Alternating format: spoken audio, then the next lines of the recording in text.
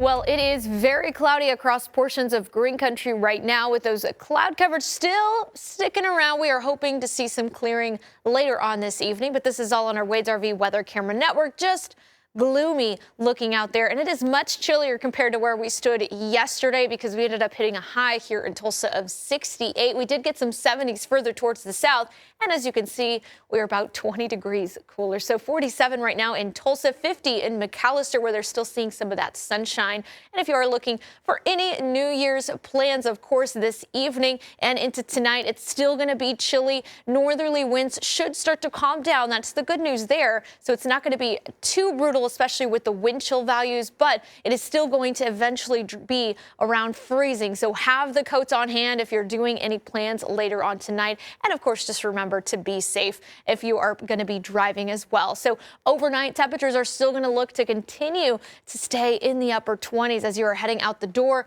7 a.m. Wednesday. This is the first day of 2025. We're going to see mostly clear skies, plenty of sunshine throughout most of the day. Trying to see a little bit more high clouds trying to move in Wednesday evening with temperatures still very similar in the 40s. So what we're dealing with right now. And then we're going to be upper 40s, potentially even reaching just barely 50 degrees as we go into your Thursday. These next few days still going to be dry with the next storm system really moving in this coming weekend. And it is still very, very tricky. I went ahead and bumped these rain chances compared to last night to about a 40%. It's still looking interesting. Most of Saturday does look dry up until Saturday night. That's where that 20% comes in. And then early morning on Sunday. Now, the tricky part about this is the temperature change. So few models are trying to keep it above freezing, which means we'll likely just see rain, but others are trying to show some wintry mix. So it'll be interesting on that because the temperature wise, this 41 you're seeing on Saturday